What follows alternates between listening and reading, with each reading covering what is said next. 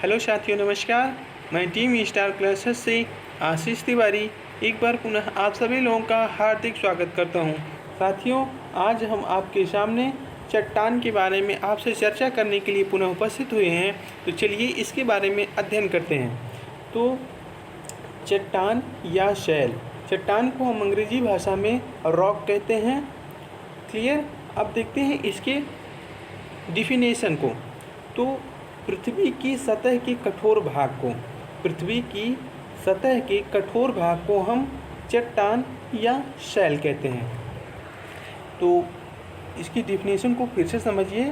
पृथ्वी के जो क्रस्ट में यानी भूपर्पटी पर, जहाँ पर हम आप रहते हैं, पृथ्वी का जो सतह है, क्रस्ट है, भूपर्पटी है, उसमें क्रस्ट में मिलने वाले कठोर व मुलायम पदार्थ को हम क्या कहते हैं? तो चट्टान कहते हैं। तो यह जो है आपका, यह बेसाल्ट और बालुका पत्थर जैसा कठोर भी हो सकता है और रेत जैसा मुलायम भी हो सकता है। चट्टान आपका जो कि बेसाल्ट और बालुका पत्थर जैसा कठोर भी हो सकता है और रेत या मृदा यानी मिट्टी के समान मुलायम भी हो सकता है। तो आपका ये जो है चट्टान, जो कि दो भागों में पाया जाता है, ये एक है आपका कठोर और एक है मुलायम। तो पृथ्वी के क्रस्ट में मिलने वाला कठोर व मुलायम पदार्थ क्या कहलाता है? तो चट्टान कहलाता है। समझ में आई बात ना? अब देखते हैं आगे है, इसे उत्पत्ति के आधार पर 3 भागों में बांटा गया है। पहला आपका है आग्नेय चट्टान, दूसरा आपका है अवसादी चट्टान और तीसरा आपका है कायांतरित चट्टान। अब देखते हैं बारी बारी से इनके बारे में हम अध्ययन करते हैं। देखते हैं पहला आपका है आग्नेय चट्टान। अब इसके बारे में अध्ययन करते हैं। आग से बनी चट्टानें यानी ज्वालामुखी से निकले लावा, मैग्मा, धूल के कणों के ठंडा होने पर जो चट्टानें बनती हैं वो क्या कहलाती हैं? आग्नेय चट्टान। अब आपको पहले हम कुछ और बात बता दें। आग्नेय जो कि आग्नेय चट्टान आपका लैटिन भाषा के इग्निस शब्द से बना हुआ है। आग्नेय चट्टान जो कि किससे बना है? लैटिन भाषा के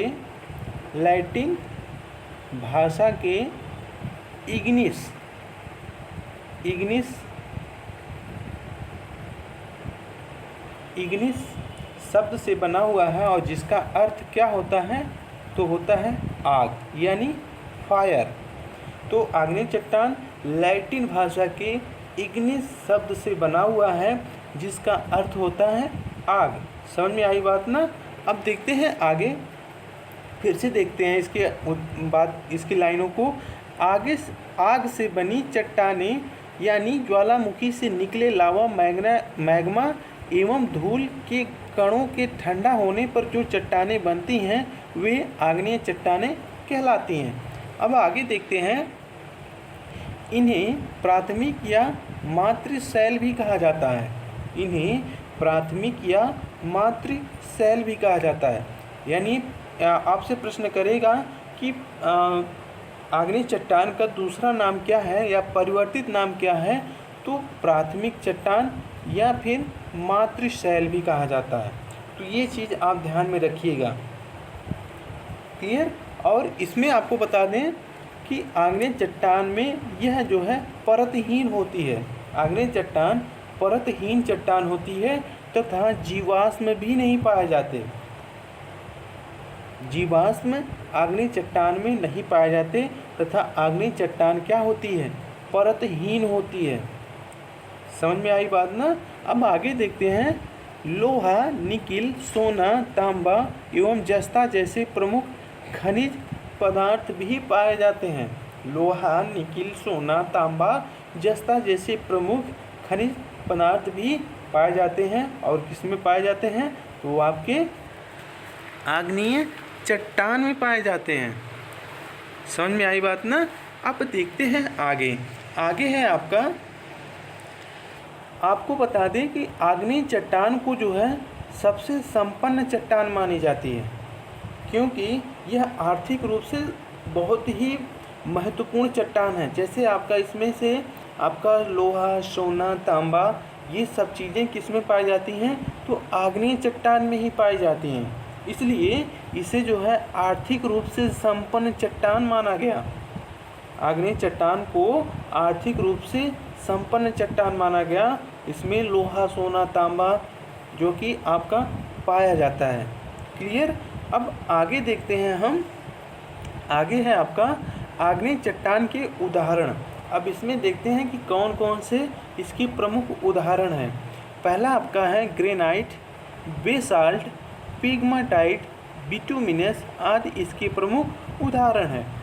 तो आग्नेय चट्टान, अब प्रश्न आपका यहाँ से जरूर करेगा और आपका प्रश्न हमेशा इसमें से बार बार पूछा जाता है। पूछ लेगा कि आपकी पिग्माटाइट, ग्रेनाइट और बेसाल्ट ये जो है किसके प्रमुख उदाहरण हैं? तो आपका प्रश्न करेगा, पहला आपका है अवसादी चट्टान, रूपांतरित चट्टान या कायांतरित चट्टान या इनमें से कोई नहीं। माफ़ कीजिएगा, एक आपका आग्नेय चट्टान। तो आपका सही जवाब होगा आग्नेय चट्टान। तो आग्नेय चट्टान में आपका ग्रेनाइट, बेसाल्ट, पेग्माटाइट, बिटुमिनस ये आपके आग्नेय चट्टान के उदाहरण हैं। क्लियर? और आगे देखते हैं हम। आगे है आपका अवसादी चट्टान। अब इसके बारे में देखते हैं। अवसादी चट्टानों का निर्माण आग्नेय चट्टान से ही होता है। अवसादी चट्टानों का निर्माण आग्नेय चट्टान से ही होता है। अब आपको एक लाइन और हम अतिरिक्त में बताते हैं कि आग्नेय चट्टानों की अपक्षय और अपर्दन के कारण जो है अवसादी चट्टानों का जन्म होता है। ध्यान से इसको लाइन को नोट कर लीजिएगा। आपसे प्रश्न करेगा कि किस चट्टान के कारण अपक्षय व अपर्दन से किस चट्टान का जन्म होता है? किस चट्टान की अपक्षय व अपर्दन के कारण कौन से नए चट्टान का जन्म होता है? तो वो आपका है अवसादी चट्टान। तो अब ये चीज़ आप नोट कर लीजिएगा। आग्नेय चट्टानों की अपक्षय व अपर्दन से किस चट्टान का निर्माण होता है? तो अवसादी चट्टान का निर्माण होता है। इसको आप नोट कर लीजिएगा। अब देखते हैं आगे। आगे है आपका आग्नेय चट्टान हवा, पानी की वजह से दूर जाकर जमने लगती है। इसे ही अवसादी चट्टानों का निर्माण कहते हैं, निर्माण माना जाता है। आग्नेय चट्टान हवा व पानी की वजह से दूर जाकर जमने लगती है। इसी से अवसादी चट्टानों का निर्माण होता है। आग्नेय चट्टान की परत दर परत जमने से अवसादी चट्टानें बनती हैं। अतः इन्हें परतदार चट्टान भी कहा जाता है। अब आपका प्रश्न यहाँ से करेगा कि कौन सा चट्टान परतदार चट्टान कहलाता है? आग्नेय चट्टान, अवसादी चट्टान, कायांतरित चट्टान या रूपांतरित चट्टान। अब आपका जो है, अभी हमने आपसे ऊपर चर्चा की कि परतहीन चट्टान कौन सी है? तो आपकी आग्नेय है और जीवाश्म भी नहीं पाया जाता। लेकिन अब आपका अवसादी चट्टान में परतदार चट्टान, ये जो है आपका अवसादी चट्टान मानी गई। अब आपका सही जवाब क्या होगा? तो अवसादी चट्टान जो कि परतदार चट्टान होती है। इसमें परत पाई जाती है लेकिन आग्नेय में नहीं पाई जाती। क्लियर? अब आगे देखते हैं हम। तथा इसमें जीवाश्म भी पाए जाते हैं। आग्नेय में आपका नहीं था, जीवाश्म नहीं पाया जाता था, लेकिन अब अवसादी में आपका जीवाश्म पाया जाता है। और आगे है आपका खनिज तेल और शैल गैस आदि पाए जाते हैं। वो किस में मिलेगा आपका? तो अवसादी चट्टानों में खनिज तेल और शैल गैस भी पाए जाते हैं। आगे है आपका अवसादी चट्टान के प्रमुख उदाहरण कौन कौन से हैं? तो है आपका पहला बलुआ पत्थर, चूना पत्थर, कोयला, डोलोमाइट, सेल चट्टान, शंपिन, लिग्नाइट आदि इसके प्रमुख उदाहरण हैं। तो अवसादी चट्टान के जो प्रमुख उदाहरण कौन कौन से हैं? बलुआ पत्थर, चूना पत्थर, कोयला, डोलोमाइट, सिल चट्टान, शमपिंड और लिग्नाइट इसके प्रमुख उदाहरण हैं। अब देखते हैं आगे है आपका कायांतरिक चट्टान। अब इसके बारे में देखते हैं। ताप, दाब, रासायनिक क्रियाओं के कारण आग्नेय एवं अवसादी चट्टानों का रूप बदल जाता है, जिसे रूपांतरित या कायांतरित चट्टान कहा जाता है। ताप, दाब, रासायनिक क्रियाओं के कारण आग्नेय एवं अवसादी चट्टानों का रूप बदल जाता है, जिसे रूपांतरित या कायांतरित चट्टान कहते हैं। जो आपकी आग्नेय की जो उदाहरण थे और अवसादी चट्टान के, इन दोनों के जो उदाहरण थे, जैसे आपका आग्नेय में ग्रेनाइट था और अवसादी में बालू का पत्थर था, ठीक ना।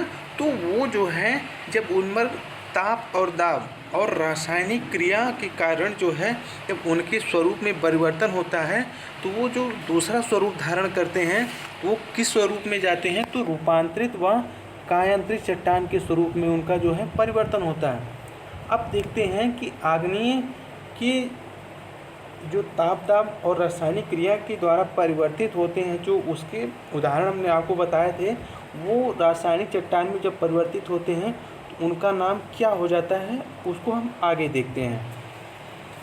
अब आगे है आपका चट्टानों की रूपांतरण। अभी हमने आपसे बताया कि जो मतलब आग्नेय की चट्टान है वो जब उनमें ताप दाब होगा जो है तो कायांतरित में परिवर्तित होते हैं, तो कायांतरित में उनका नाम क्या हो जाता है? तो यहाँ पर वही सीधा आपसे कहा गया है कि चट्टानों की रूपांतरण कैसे होते हैं? तो ताप दाब के कारण होते हैं। तो अब देखते हैं आग्नेय के जो उदाहरण हैं वो कैसे परिवर्तित होते हैं कायांतरित में। तो इसकी जो उदाहरण है उसको देखिए। पहला आपका है आग्नेय में ग्रेनाइट।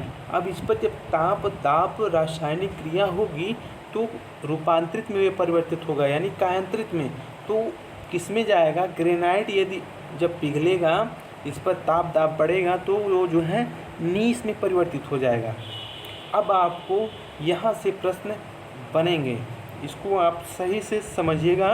अब आपसे प्रश्न करेगा कि ग्रेनाइट जो है पत्थर, ग्रेनाइट खनिज जो है आपका, जो कि आग्नेय चट्टान का एक उदाहरण है, जो है यह जब रूपांतरित होगी या बदलेगा इसका स्वरूप, तो वो जो है किस में परिवर्तित होगा? तो वो आपका नीस में परिवर्तित होगा। समझ में आई बात ना? ऐसे ही आपका प्रश्न करेगा। और दूसरा है आपका आग्नेय में साइनाइट। तो साइनाइट जो है जब इस पर ताप दाब पड़ेगा तो यह साइनाइट नीस में परिवर्तित हो जाएगा। और वहीं पर आपका गैब्रो जो है सरपेंटाइन में परिवर्तित हो जाएगा। और आगे है आपका बेसाल्ट। किस में परिवर्तित होगा? तो बेसाल्ट आपका सिस्ट में परिवर्तित हो जाएगा। और बिटुमिनस कोयला जो है किस में परिवर्तित होगा? तो ग्रेफाइट में होगा। समझ गए ना आप? अब ये जो है आपके रूपांतरित चट्टान हो गए और ये आपके आग्नेय चट्टान थे। तो आग्नेय चट्टान परिवर्तित हुआ ताप दाब के कारण, तो वो किस में गया? तो आपका जो है आ गया, इसका स्वरूप जब बदला तो रूपांतरित चट्टान में आया। तो वहीं पर हमने आपसे बताया कि गैब्रो का जब परिवर्तन होगा तो वो सरपेंटाइन में चेंज हो जाएगा। बेसाल्ट जो है जब ये बदलेगा, इसका रूप बदलेगा, तो इससे क्या बनेगा? तो इससे वो बनेगा सिस्ट बनेगा। और सिस्ट और बिटुमिनस कोयला जो है ये आपका ग्रेफाइट सेल में बदल जाएगा या चट्टान में बदल जाएगा।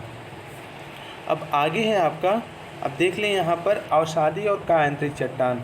तो अवसादी और कायांतरित चट्टान में कौन कौन से, इसमें कैसे परिवर्तन होता है? तो अवसादी चट्टान के अंतर्गत अभी हमने आपसे बताया था कि सैल, चूना पत्थर, चाक, डोलोमाइट, बालू का पत्थर ये आपके अवसादी चट्टान के अंतर्गत आते हैं। और इन पर जब ताप दाब पड़ेगा ये कैसे परिवर्तित होंगे और इनका नाम क्या पड़ेगा? तो वो जो है आपको बता दें सपिंड।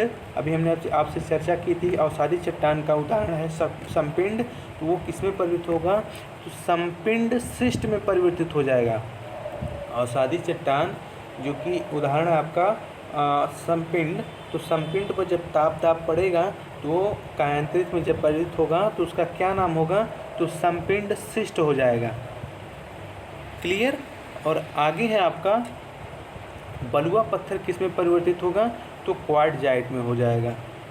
सेल माफ़ कीजिएगा सेल जो है आपका स्लेट में परिवर्तित हो जाएगा।